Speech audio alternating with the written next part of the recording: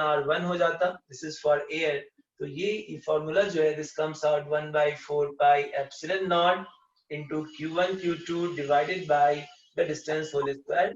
ये फोर्स का फॉर्मूला था। इसमें हम लोग इस टर्म को जनरली बार बार इसका यूज करना है, इसको हम लोग k बोल देते थे, और k की value 9 into 10 to the power 9। तो फोर्स जो आया था that is k times q1 q2 divided bye r square. And last point बताए थे इस फॉर्मूले का कि ये हम लोग कहाँ पे अप्लाई करेंगे और किस पॉइंट पे अप्लाई नहीं कर पाओगे।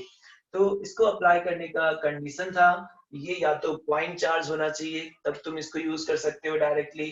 पॉइंट नहीं है तो स्फीयर, सॉलिड स्फीयर होना चाहिए या हॉलो स्फीयर होना चाहिए। और इसको याद करने का तरीका बताए थे, पॉइंट को तुम स्पॉन्ज मान के एक्सपैंड करो, जिस तरह का भी शेप आएगा उस तरह के ऑब्जेक्ट के लिए तुम इसको डायरेक्टली यूज कर पाओगे। So we can apply for the point, solid sphere and hollow sphere. यहाँ तक हम लोग लास्ट क्लास में डिस्कस किए थे, इससे आगे अभी हम लोग कंटिन्यू करते हैं।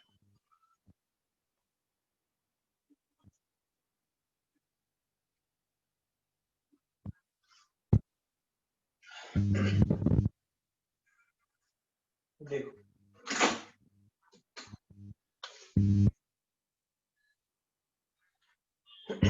अब हम लोग पहले एक पॉइंट और बता देते, फिर हम इसके थ्योरी वाले क्वेश्चन वाले पार्ट पे आएंगे।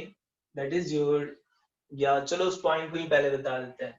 ध्यान देना, एक इंपॉर्टेंट कंडीशन है, let the you have two charges Q1 and Q2, और इस दोनों चार्ज को हम किसी मीडियम के अंदर रख रहे हैं। मान लो ये कोई मीडियम है, जैसे वाटर ले लो, वाटर के अंदर हम दोनों चार्ज को लेके आ गए, एक Q1 और Q2। दोनों के बीच का डिस्टेंस जो है अभी मान लो d है, d is the distance in the medium. और इस मीडियम का डायरेक्टिव कांस्टेंट एप्सिलॉन r तुम्हें गिवन है क्वेश्चन में, directive constant is epsilon r। अभी इन दोनों के बीच कितना फोर्स लगेगा, तो मीडियम के फोर्स को हम ऐसे लिख देते हैं F M, M for medium use कर रहे हैं। इसकी वैल्यू कितनी आती, according to this formula we will write 1/4 pi epsilon naught into epsilon r. अब एप्सिलॉन आर की वैल्यू 1 तो होगी नहीं क्योंकि ये एयर के अलावा कोई मीडियम है, and then q1 q2 divided by distance whole square. इतना फोर्स इस दोनों चार्ज के बीच लग रहा है।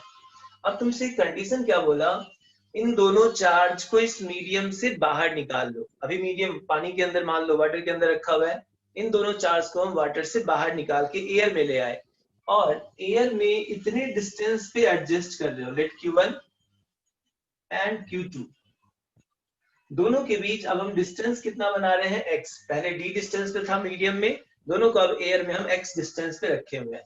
सो this is now in air, और एयर में इतने डिस्टेंस पे एडजस्ट किए कि इन पे लगने वाला फोर्स कितना होगा बताओ। अब एयर में हो तो एफ एयर लिख देते हैं, एयर में जो फोर्स होता that is 1/4 pi epsilon naught, epsilon r की वैल्यू 1 जो कि ये k कहलाता, into Q1 Q2 divided by x square. ये फोर्स है एयर में, जब चार्ज एयर में आ गया तो इतना फोर्स है, मीडियम में था तो इतना फोर्स है।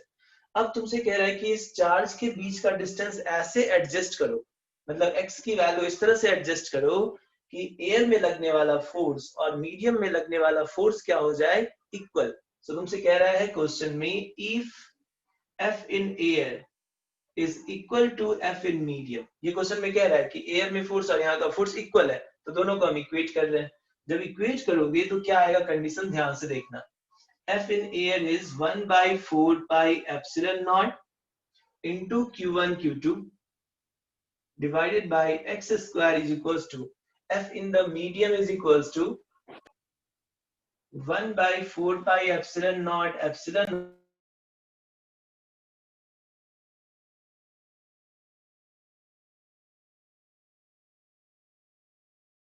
हेलो सर, साउंड म्यूट हो गया। Sir sound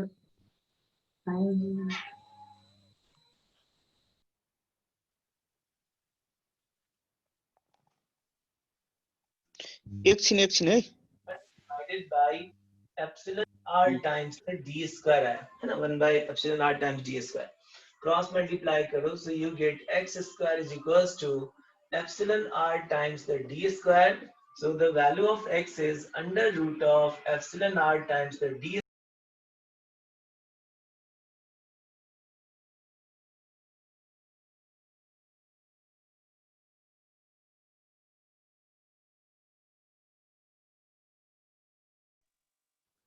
hello sir, hello hello. हजुर हजुर साउन्ड आएन। सरको के भइरहेछ यो आफै अनम्युट हुन्छ यो भइरहेछ एकछिन इतना वैल्यू है तो दोनों फोर्स इक्वल है ना। तो अमित जब सर हाँ अमित सर हाँ बताइए। तो आपका म्यूट हो रहा है ऑटोमेटिक। म्यूट हो रहा है। अच्छा एक सेकेंड, अभी आ रही है आवाज? आ रही सर। सर अभी आ रही है ना यस आवाज? सर अभी आ रही है। हाँ, अच्छा ये कैलकुलेशन वाला पार्ट हो गया था या बीच में कट गया था? कैलकुलेशन समझ में आ गया है? हाँ, आ गया सर।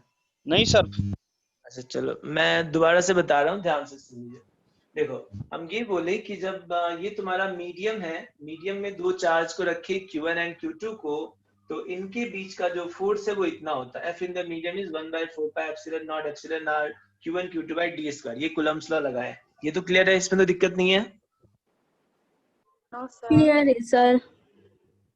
अब हम क्या किए, दोनों चार्ज को एयर में लेके आए। एयर में लाने के बाद अब जो फोर्स होगा वो 1/4 epsilon naught Q1 Q2 by x square आ गया। ये समझ में आ रहा है ना?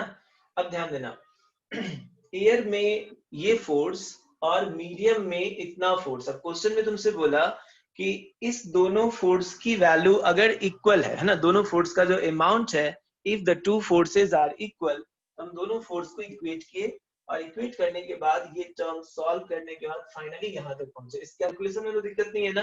कैलकुलेशन तक समझ में आ गया? Yes sir. Yes sir. चलो अब इसी चीज को हम जो लर्न कर रहे हैं, ये पॉइंट ध्यान से सुनना जो हम बोल रहे हैं। यहाँ पे हम क्या बोल रहे थे, जब ये डिस्टेंस है, ये डिस्टेंस कब निकाले हो? जब दोनों फोर्स को इक्वेट किए हैं। देखो ये दोनों इक्वल किए हो तब ये आया है। इसका मतलब ये है तो दोनों फोर्स इक्वल है ना?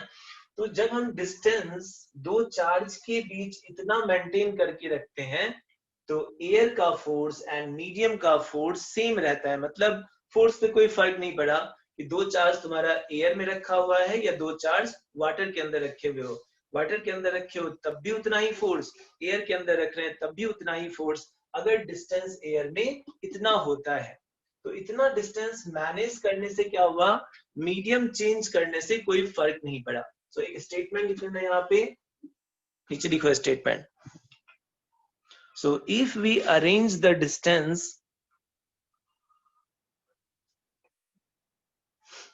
if we arrange the distance,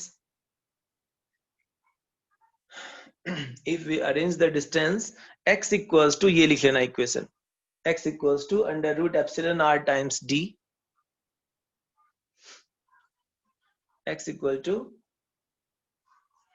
under root epsilon r times d, then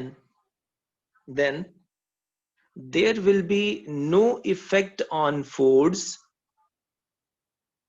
there will be no effect on force, no effect on force due to the change in medium, due to the change in medium,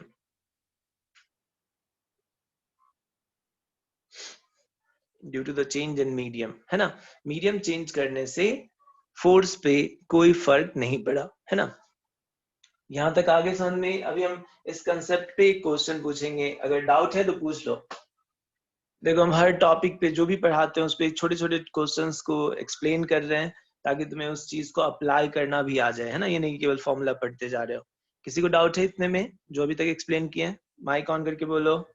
नहीं है sir. नहीं है sir. अब हम एक question पूछ रहे हैं और ध्यान से बनाना, गलती नहीं होनी चाहिए।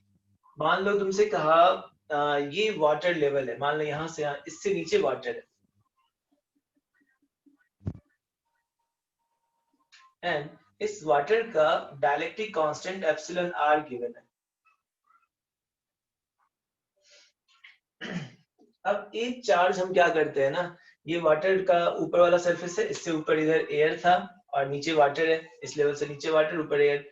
एक चार्ज को हम वाटर के अंदर रखते हैं, let this charge is small q, और एक चार्ज को हम लोग एयर में रखते हैं। एक चार्ज यहाँ है और दूसरा चार्ज एयर में। दिस डिस्टेंस इज d, यहां से यहां तक का डिस्टेंस d है। और वाटर के अंदर भी ये जो तुम्हारा वाटर का सरफेस है, इस सरफेस से d डिस्टेंस ऊपर एक चार्ज है और इस सरफेस से d डिस्टेंस नीचे एक दूसरा चार्ज है। ये डिस्टेंस भी d है और यहाँ पे q चार्ज रखा हुआ है। अब तुमसे कह रहा था कि बताओ इन दोनों चार्ज के बीच कितना फोर्स लगेगा, what amount of force will act between these two charges. Try करना, हम क्वेश्चन लिखवा दे रहे हैं, नोट कर लो। Find the force between the two charges. Find the force between the two charges. Try करो, फिर हम एक्सप्लेन करते हैं। 1 मिनट का टाइम दे रहे हैं, ट्राई करो।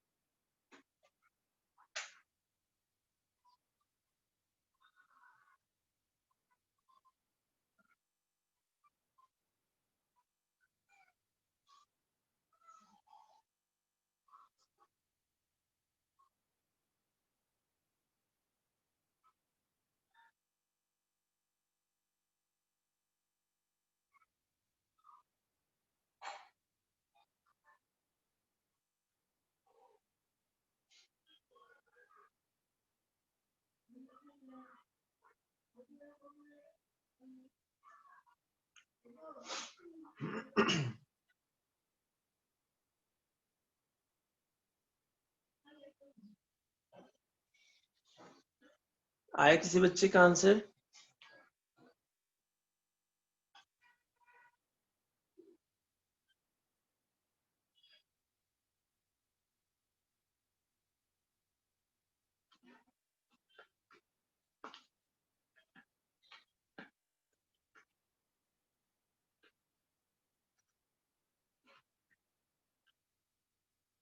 One by epsilon r.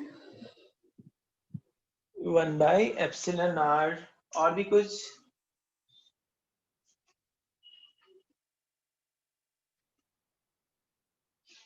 Force की वैल्यू 1 by epsilon r आ रही है,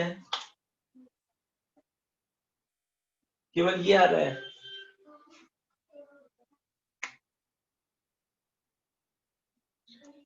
और किसी बच्चे का? घबराना नहीं है, पहले तुम बोल रहे थे कॉन्फिडेंस, जो भी बनाओ गलत हो तब भी आंसर दो, है ना। आंसर नहीं दोगे तो फिर सीखोगे नहीं, चाहे तुम्हारा आंसर गलत ही क्यों ना हो। अटेम्प्ट करो और पूछो और कहो कि हाँ सर ये आ रहा है, ये नहीं कि बस चुपचाप बैठे हो। चुपचाप बैठोगे तो फिर सीखोगे नहीं।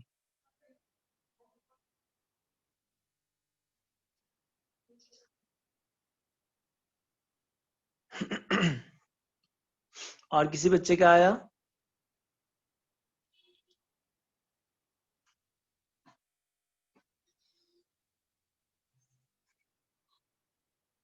देखो चलो मैं सॉल्व कर रहा हूँ, यहाँ ध्यान दो। देखो हाँ बोलो। Are we supposed to add the force exerted in air and water? Force exerted between these two charges you have to count, है ना। Is it 1 by 8 pi epsilon naught square epsilon r into q1 q2 whole square divided by d raised to power 4? You are saying that 1 by 4 pi epsilon naught into epsilon r into q1 q2 upon 4d square. This much? No, sir. This one? No, sir. Was it? Then? You can like go on. Okay. देखो ध्यान से सुनना, जो भी points हम discuss कर रहे हैं ध्यान से देखोगे। अभी तक जो भी हम लोग कुलम्स लॉ यूज कर रहे थे, कुलम्स लॉ में क्या बोले, दो चार्ज के बीच का जब मीडियम सेम था, यूनिफॉर्म था, अगर एयर थे तो पूरा कंप्लीटली दोनों चार्ज के बीच में एयर था, और तब तुम फॉर्मूला लिखते थे 1 by 4 pi epsilon naught और एप्सिलॉन आर की वैल्यू 1 हो गई Q1 Q2 by r square.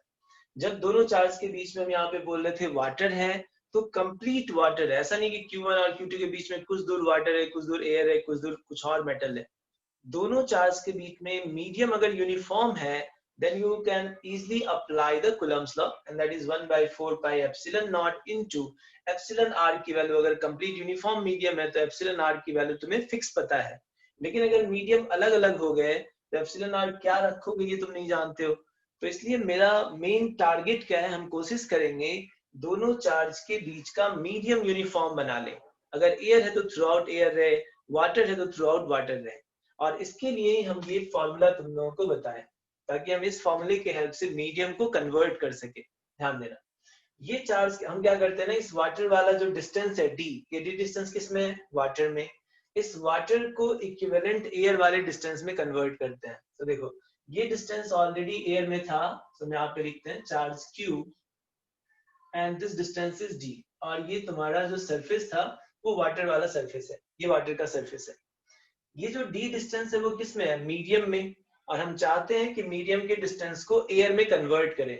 तो ये फॉर्मूला क्या था, एयर का distance is equals to under root epsilon r times the d। d क्या माने थे, मीडियम का डिस्टेंस। देखो अपने डेरिवेशन में d था distance when the charge particle was in medium, तो मीडियम का distance times the under root epsilon r is the distance in air. ये डिस्टेंस इन एयर है,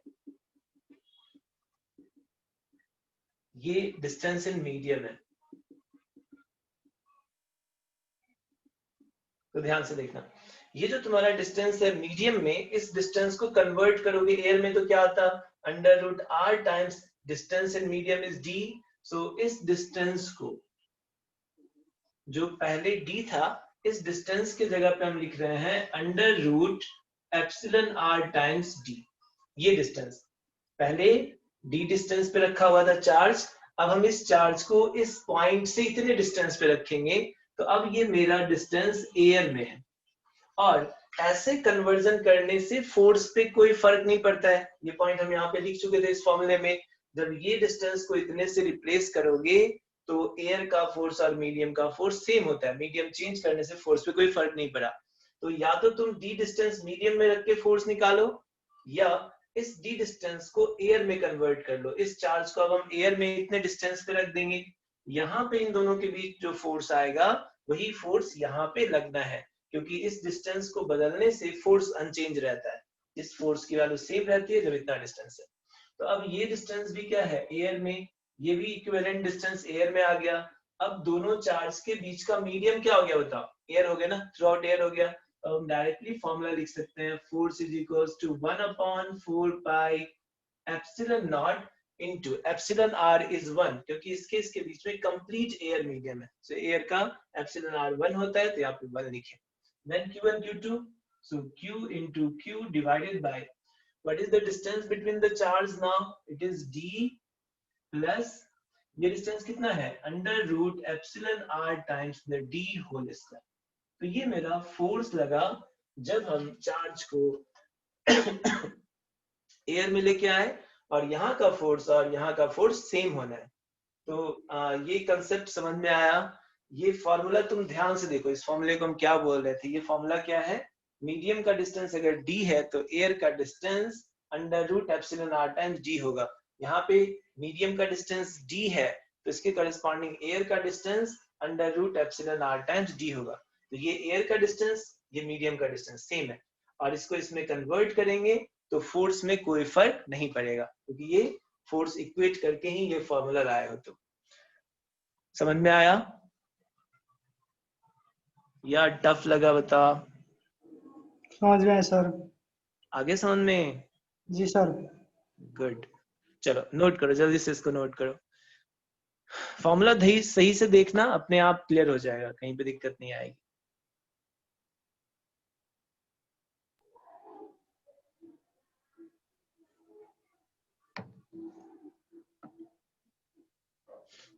Sir, how ER value of the value of ER 1 year? हाँ, for air it is 1. क्यों sir?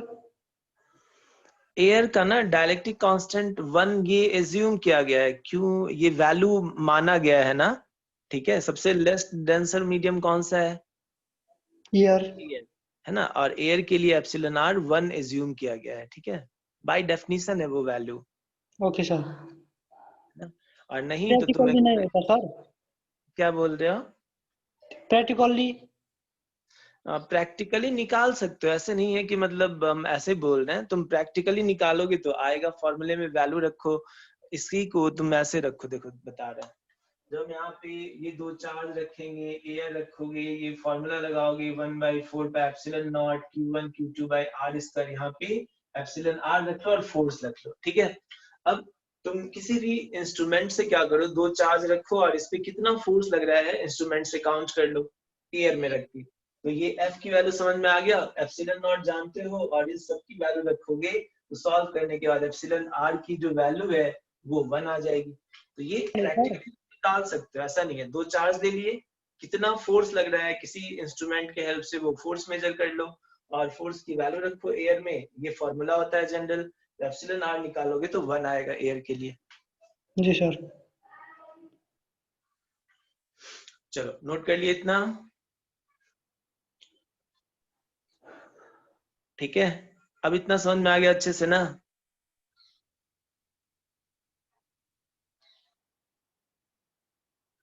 चलो आगे बढ़ाऊं मैं।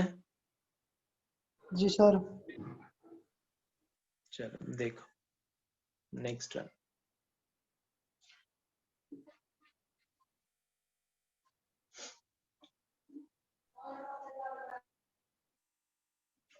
तो अब हम लोग जो कूलम्ब्स लॉ था, कूलम्ब्स लॉ के फॉर्मूले का हर पार्ट हम बता दिए।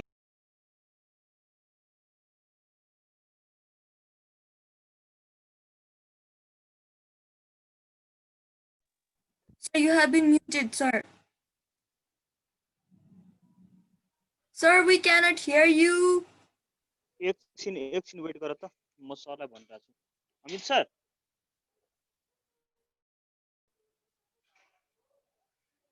के प्रॉब्लम आइरहेछ? सुपरपोजिशन प्रिंसिपल क्या कहता है, अगर तुम्हारे सिस्टम, अमित सर, हाँ सर आपका ऑटोमेटिक म्यूट हो रहा है। अभी म्यूट है? नहीं, अभी तो ठीक है। अभी तो नहीं है सर। अच्छा अच्छा, एक सेकंड सर, एक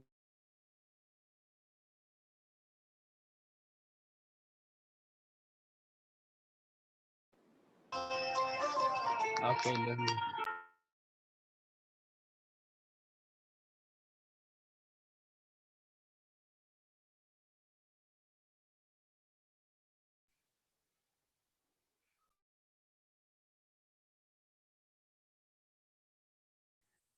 सर स्क्रीन नहीं दिखा। एक मिनट सरले चाहिँ मिलाइराख्नुपर्छ। एक मिनट वेट गर न है।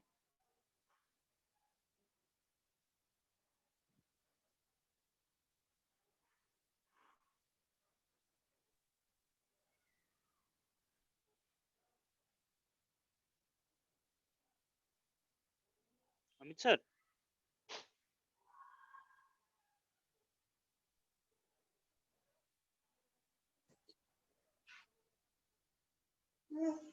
Yes sir. हाँ सर, आवाज आ रही है?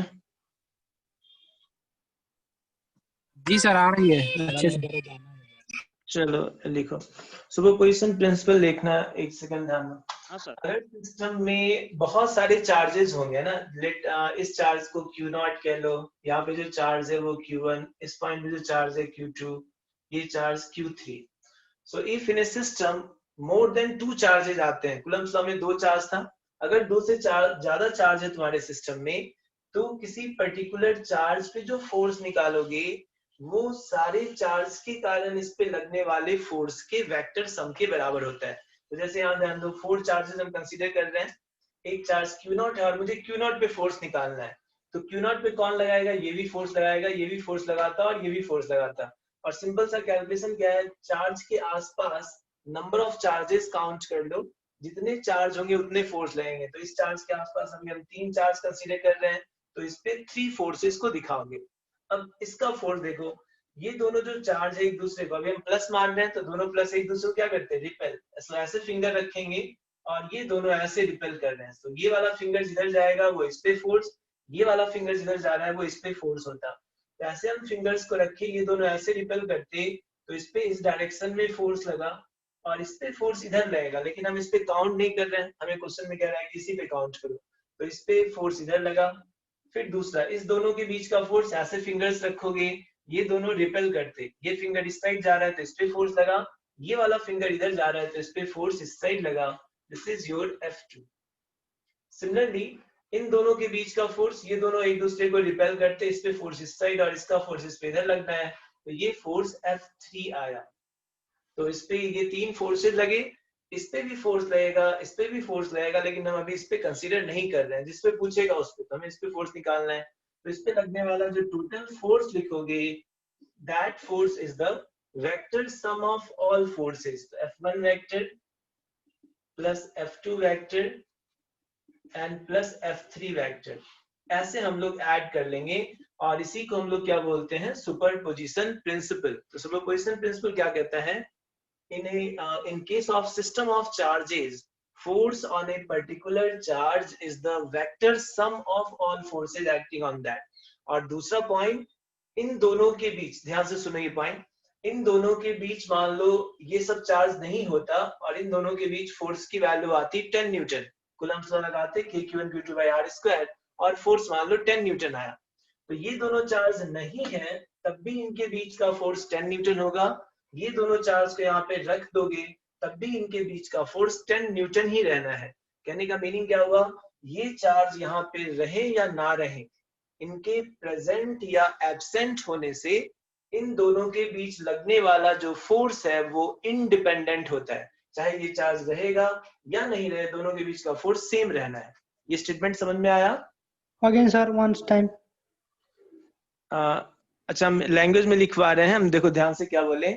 अगर तुम्हारे सिस्टम में बहुत सारे चार्जेस हैं तो किसी एक चार्ज पे जो फोर्स होगा उस पे लगने वाले सारे फोर्स का वेक्टर सम होना है, पहला। दूसरा बोले कि इनके बीच मान लो अभी फोर्स की वैल्यू 10 न्यूटन लगी, तो ये दोनों चार्ज यहाँ रख दोगे तब भी इनके बीच 10 न्यूटन लगेगा, ये दोनों चार्ज यहाँ से हटा दोगे तब भी इनके बीच का फोर्स 10 न्यूटन लगेगा। यानी इसके चार्ज के प्रेजेंट होने से या एब्सेंट होने से इनके बीच का फोर्स इंडिपेंडेंट होता है, चार्ज रहेंगे तब भी 10, नहीं रहेंगे तब भी 10। ये आया स्टेटमेंट समझ में? जी सर। अब इसको तुम लोग लैंग्वेज में लिखो, सुपरपोजिशन प्रिंसिपल क्या कहता है वो हम स्टेटमेंट लिखवा रहे हैं। लिखो लिखो, in case of system of charges, in case of system of charges,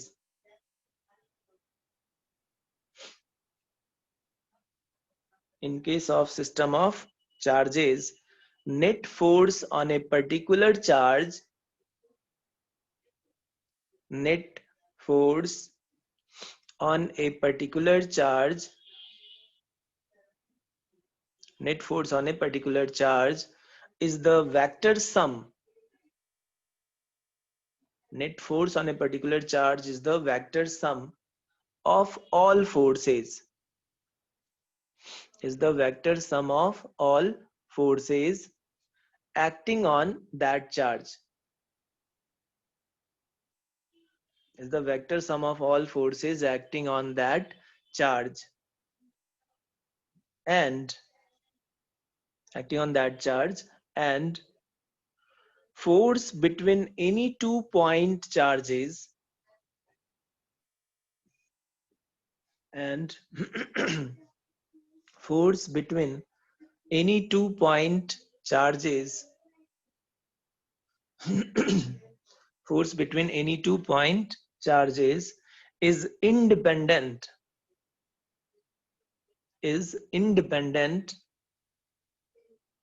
from the presence or absence, is independent from the presence or absence of other charges, is independent from the presence or absence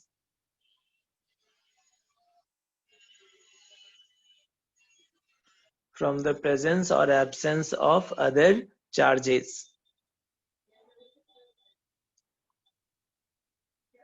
ठीक है, statement आया समझ में?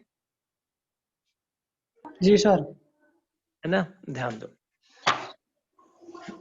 अब इस term को apply करने से पहले कुछ पॉइंट्स वेक्टर का एक्सप्लेन कर दे रहे हैं, ध्यान से देखना। वैसे हो सकता है वेक्टर तुम्हें आता भी होगा, हो सकता है भूल भी गए हो, थोड़े बहुत पॉइंट्स, ज्यादा नहीं। अगर मान लो फोर्सेस, फोर्स क्या है? वेक्टर क्वांटिटी है। अगर फोर्सेस या वेक्टर एक ही डायरेक्शन में होते हैं, मान लो दोनों एरो एक डायरेक्शन में है और तुमसे बोले इसका रिजल्टेंट निकालो, तो रिजल्टेंट क्या होगा? दोनों का सम। If the forces are in same side, then they will be add up. Second one, अगर forces opposite direction में है, मान लो ये F1 फोर्स, ये F2 फोर्स, दोनों के बीच का एंगल कितना है? 180, अपोजिट है। तो यहाँ पे क्या होगा? रिजल्टेंट कैसे निकालते हो? दोनों का सब्ट्रैक्शन। तो यहाँ पे F नेट की वैल्यू लिखेंगे F1 माइनस F2 या F2 minus F1। Force same side तो ऐड, फोर्स अपोजिट साइड तो सब्ट्रैक्ट। और फोर्स अगर किसी एंगल पे लग रहा हो, मान लो ये F1 है और ये F2, दोनों के बीच का एंगल थीटा है, तो इसके बीच इसका जो रिजल्टेंट आएगा वो क्या होगा? किससे इस डायरेक्शन में आता है, दिस इज द रिजल्टेंट। जैसे इस पेन पे एक फोर्स इधर लगा और एक फोर्स इधर लगा, पेन किधर जाएगा? इस फोर्स और इस फोर्स के बीच में, ऐसे कहीं से पास करता। तो वही है, एक फोर्स इस साइड लगाए, एक फोर्स इस साइड लगाए, तो रिजल्टेंट जो है इधर से कहीं पास करेगा। और इस फोर्स की वैल्यू हम लोग ट्रायंगल लॉ से निकालते हैं। ट्रायंगल लॉ क्या था? 11th क्लास में पढ़े होगे, under root a square plus b square plus 2ab cos theta. A की जगह पे यहाँ पे F1 मान लो, तो F1 square plus F2 square plus 2 times of F1 F2 cos theta. तो ये तीन फॉर्मूला तुम्हें अच्छे से आना चाहिए वेक्टर का। आता होगा तो अच्छी बात है, नहीं आता है तो आगे से भूलना मत। फोर्स सेम साइड तो ऐड, अपोजिट साइड तो सब्ट्रैक्ट, और किसी एंगल पे होंगे तो हम लोग इस फॉर्मूले के हेल्प से क्वेश्चंस को सॉल्व करेंगे, है ना। जैसे मैं एग्जांपल पूछ रहे तुम लोगों से, या एक पॉइंट और देखो, इसी का पहले इसी से रिलेटेड है। इन दोनों फोर्स में, है ना, जो तुम्हारा दो वेक्टर है F1 एंड F2, इसमें मान लो F1 जो है वो बड़ा है किससे? F2 से।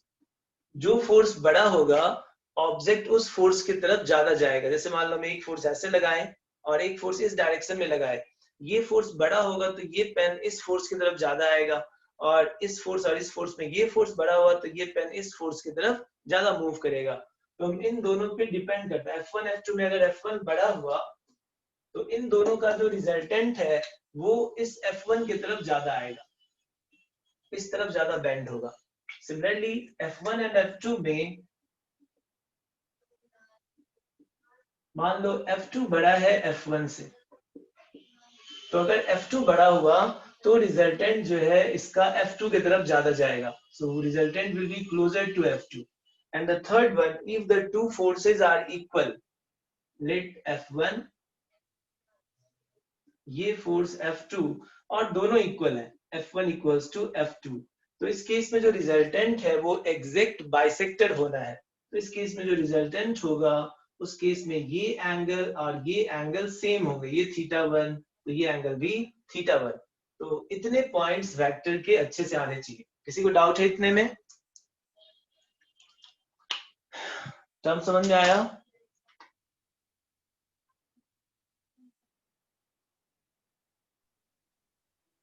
माइक ऑन करके बोलो, क्लियर है? क्लियर है। नोट कर लो, इस पार्ट को नोट करो, इतने पार्ट को।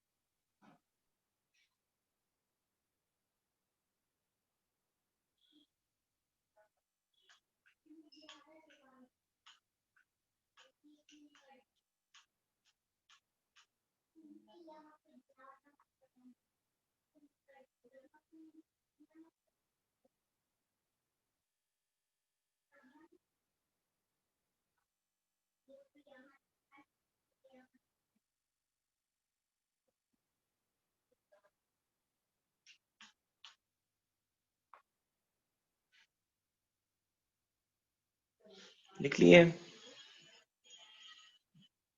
Yes, sir. चलो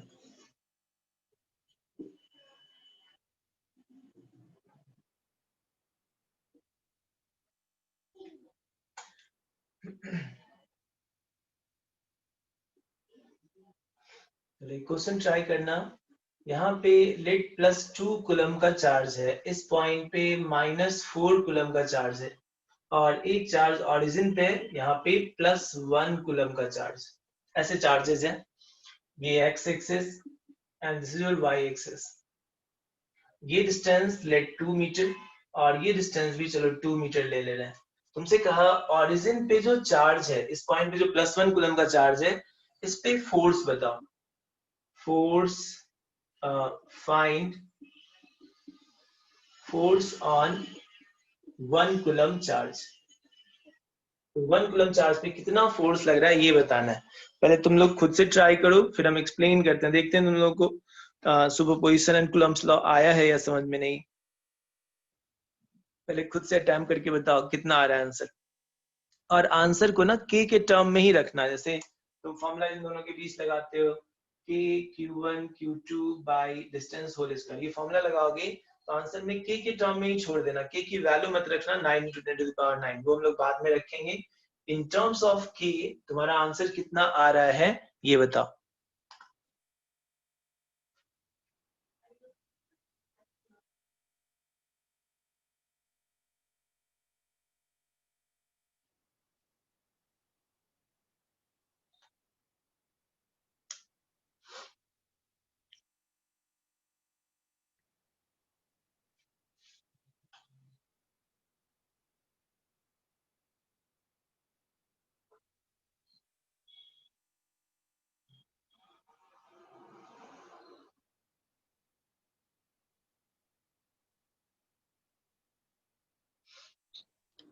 -1/8πε0। -1/8πε0। एक सेकेंड, -1/8πε0 ये कह रहे हो ना? जी सर। यानी मतलब माइनस के is your answer, -k/2। -4πk/2 k/2 ना। और किसी बच्चे का? -1/2 k -1/2 k। हाँ, तुम्हारा भी मतलब वही है जो इसका आ रहा है ना, -k/2 ये कह रही है ना, 1/2। Yes sir. सबका ये आंसर आ रहा है।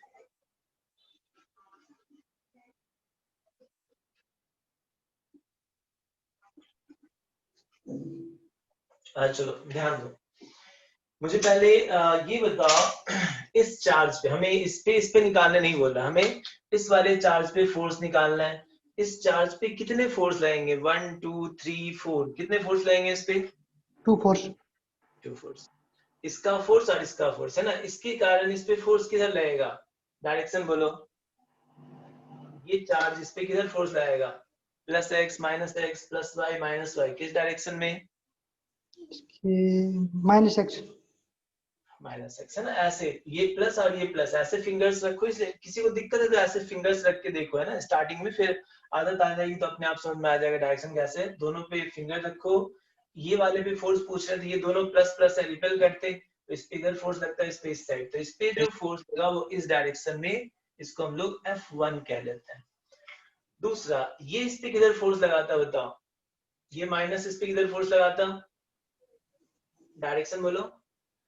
-y। ये माइनस यहाँ वाले प्लस को क्या करता है? अट्रैक्ट, है ना, प्लस माइनस एक दूसरे को अट्रैक्ट करते हैं, तो इस पे फोर्स नीचे लगता है और इस पे फोर्स ऊपर लगता है, ऐसे। ये वर्ड आ रहा है समझ में? तो इस चार्ज पे जो फोर्स लगा वो ऊपर की ओर लग रहा है, and this is your F2। यहाँ तक आगे समझ में?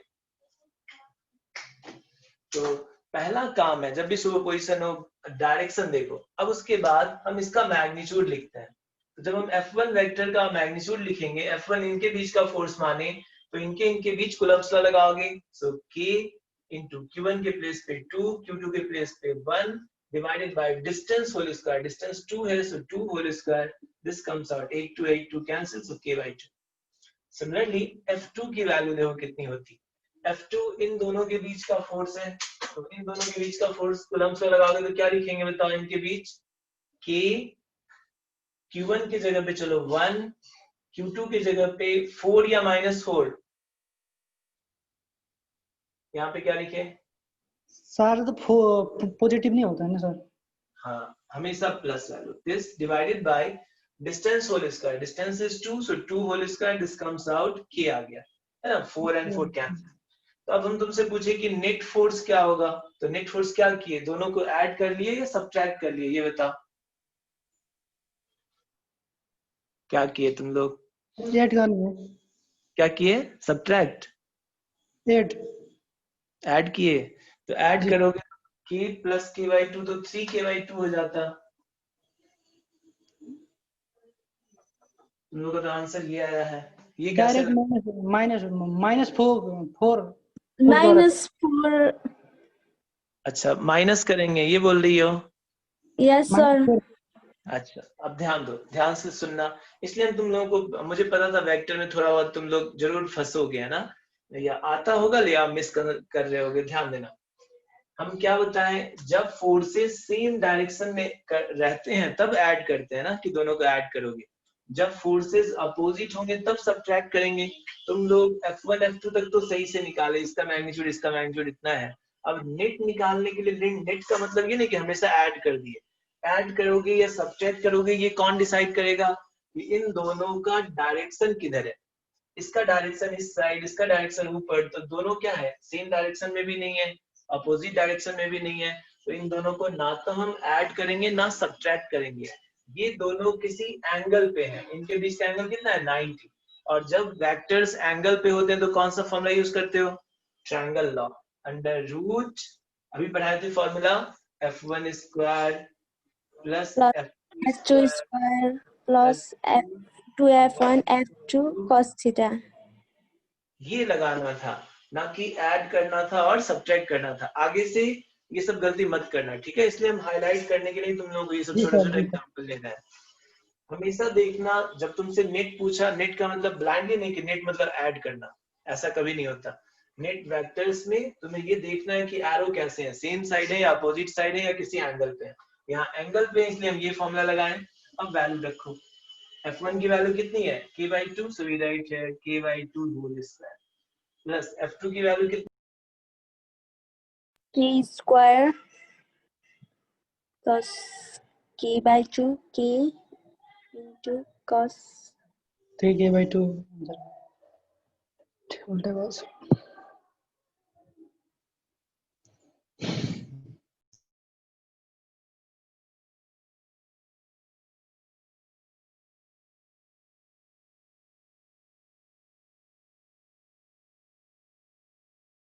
प्लस इसकी वैल्यू K स्क्वायर, और बाकी टर्म जो है ये पार्ट तो जीरो आ गया। So this is 4K square plus K square, this is 5K square upon 4। Root से बाहर निकालोगे तो √5, 4 को बाहर निकालते तो 2, और K स्क्वायर को बाहर निकालते तो K। So this is the net force on the particle. समझ में आया सर? है ना? और लास्ट में K की वैल्यू जो होती है वो रख सकते हो √5/2, और K इज 9 × 10⁻9, एंड फोर्स का ऐसा यूनिट न्यूटन होता है। तो इतना Newton is the force on the particle. अब आगे समझ में? सर। अब देंगे तो सॉल्व कर लोगे? जी सर। चलो एक और देते हैं, सॉल्व करो, इसको नोट कर लो।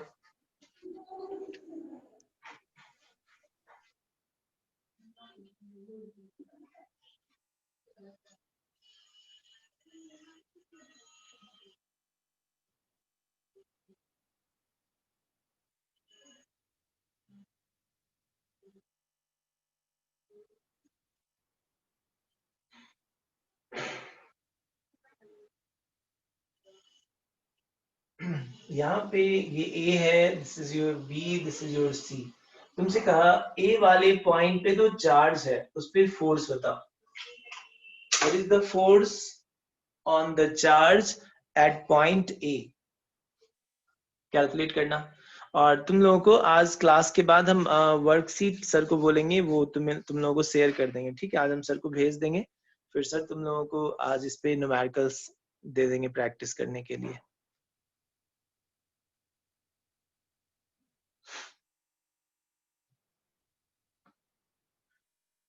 चलो बताओ, जल्दी बताओ सॉल्व करके कितना आया आंसर।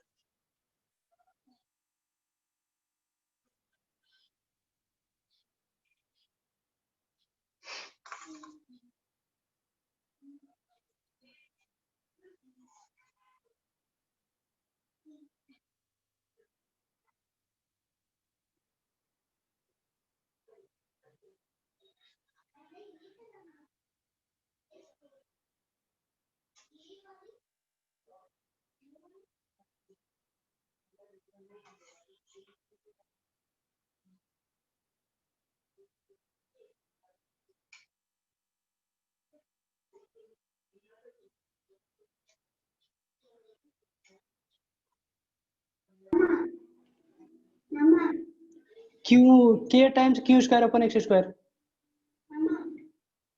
कंटेंट की वैल्यू भी सही से देखो, कहीं पे गड़बड़ कर रहे हो।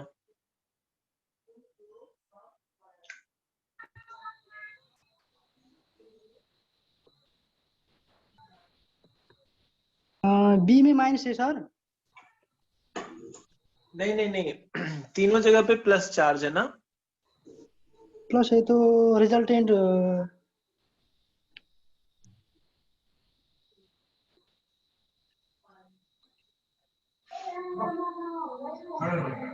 और भी बच्चे आंसर दो, और भी बच्चे पहले ही बोल रहे हैं ना, सबको ही को आंसर देना है। बताओ बाकी बच्चों का कितना आ रहा है।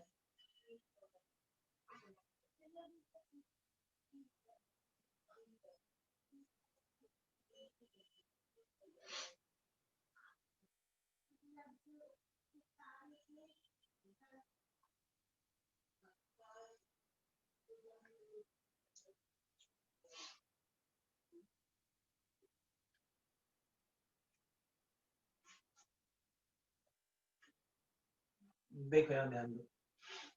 सबसे पहले हमें किस चार्ज पे फोर्स पूछ रहा था, इस पे पूछ रहा है।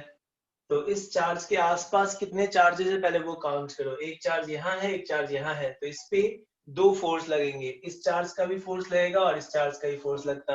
अब पहले इसका फोर्स दिखाते हैं। ये दोनों प्लस प्लस रिपेल करते हैं, इस पे इस साइड, इस पे इस डायरेक्शन में। तो एक फोर्स जो है वो इधर लगा। सिमिलरली ये चार्ज और ये चार्ज भी एक दूसरे को रिपेल करेंगे। ऐसे रखो और ये दोनों रिपेल करते तो ऐसे फोर्स आता है, इस पे इस साइड और इस पे इस डायरेक्शन में। तो एक फोर्स इस साइड लगा, दैट इज योर F2। तो इस चार्ज पे दो फोर्स लगे, एक इसका और एक इसका। फोर्स दिखाने के बाद इसका मैग्नीट्यूड देखो। ये एंगल कितना होगा दोनों के बीच बताओ। ये टू एंगल के कितना है? ये इक्विलेटरल ट्रायंगल है, 60 60 60। ये एंगल भी 60 डिग्री है। जी सर। अब हम F1 का मैग्नीट्यूड लिखते हैं। F1 इन दोनों के बीच लगने वाला फोर्स है। F1 की वैल्यू लिखोगे Coulomb's law, K into Q into Q, Q square divided by the distance is your x square। ये F1 की वैल्यू आई। F2 इन दोनों के बीच का फोर्स है, तो इसकी वैल्यू कितनी आ जाएगी देखो, K into Q, Q square divided by the distance is your x, so we write x square। So F1 and F2 की वैल्यू हम लोग कैलकुलेट कर लिए। अब तुम्हें देखना है कि इस पे रिजल्टेंट निकालने के लिए ऐड करना होगा या सब्ट्रैक्ट करना होगा या ट्रायंगल लॉ वाला फॉर्मूला यूज करेंगे। बताओ क्या लिखे यहाँ पे एफ नेट की वैल्यू। ट्रायंगल लॉ का फार्मूला। ट्रायंगल लॉ, क्योंकि इन दोनों के बीच कुछ एंगल बन रहा है ना, सेम साइड होगा तब ऐड करते हैं। So under root F1 square, ये दो वेक्टर है F1 F2, a square plus b square plus 2 into F1। Sir,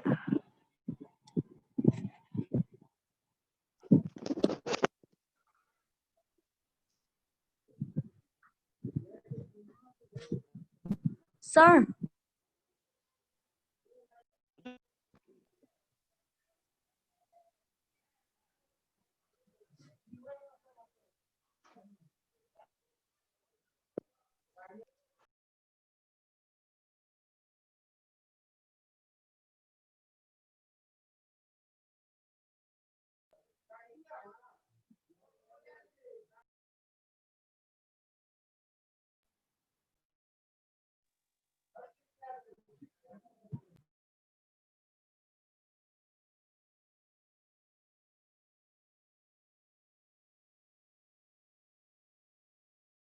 sir को म्यूट भयो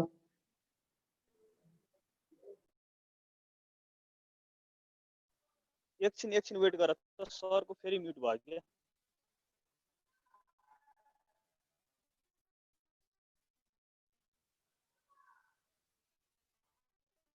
सरले चाहिँ लिभ गरिसक्नु भएको रहेछ त सर को नेट प्रॉब्लम त्यही त मुकेश सर हाँ सर मुकेश सर हाँ सर क्या हुआ सर सर चले गए क्या हाँ लिव नहीं है सर टाइम भी वैसे खत्म हो गया ए जब ये क्लास एंड ही कर दीजिए आप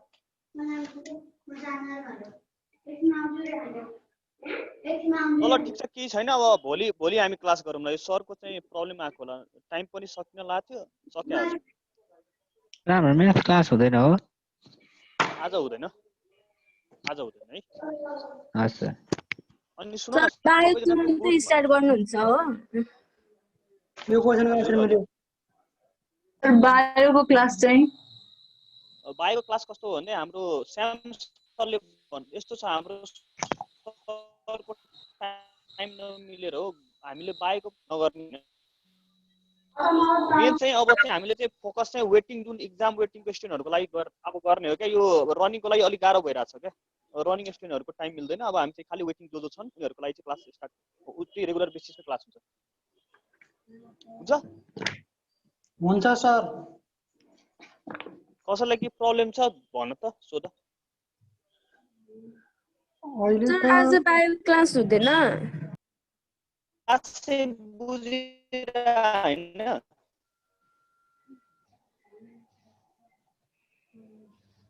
कल बायो क्लास लगा देंगे बच्चे हाँ हाँ हाँ बेटा ल भोलि चाहिँ बायो हुन्छ ल कल बायो क्लास लगा देंगे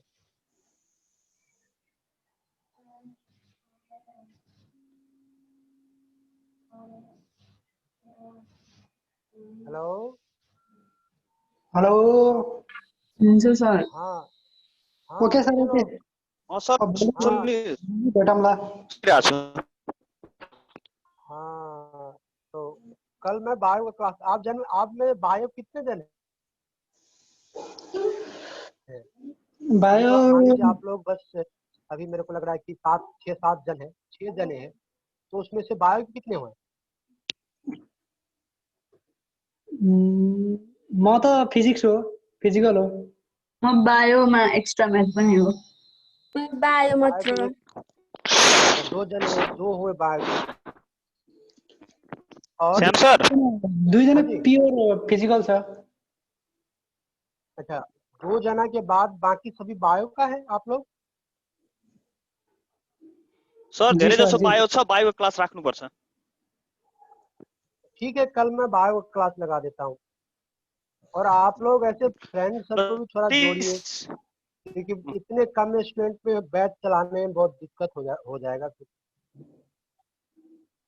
थोड़ा सा आप जैसे कि आपका जो भी अब जैसे कि देखो मैं आपसे क्या बोल रहा हूँ जैसे कि आपके जितने भी फ्रेंड होंगे 3 दिन उनके बायो 3 दिन नंबर आप फिजिकल 3 दिन म्याथ गरौँ न हाँ वो तो हुआ जी सर लेकिन मैं बोल रहा था कि अगर मान लीजिए बच्चे ही बहुत कम है आप लोग तो हमको भी बैच चलाने में कितना मतलब थोड़ा सा दिक्कत होगा क्योंकि बच्चे एक हो या बच्चे नहीं हो कोई भी फैकल्टी यहाँ जो क्लास ले रहे तीन हैं उनको तो मुझको फी देना पड़ रहा है तो इसलिए मैं आपको क्या बोलना चाहता हूँ कि जैसे कि आप अपने फ्रेंड सबको इन्फॉर्म करिए उनका नंबर लाकर आप मुकेश जी को दीजिए मुकेश जी उनको कॉल करेंगे लेकिन कम से कम मान लो आप 30-40 जन भी आप लोग होते हैं तो थोड़ा हम एकदम तरह तरह का क्लास लगा देंगे लेकिन बच्चे बहुत कम है तो रन करने में मुझको बहुत दिक्कत हो रहा है तो पर भी मैं कल बायो का क्लास लगा दूंगा हजुर हजुर हुन्छ हुन्छ अच्छा ठीक ओके सर ल बाय सी यू अगेन ठीक है bye bye bye bye bye bye hi sir bye bye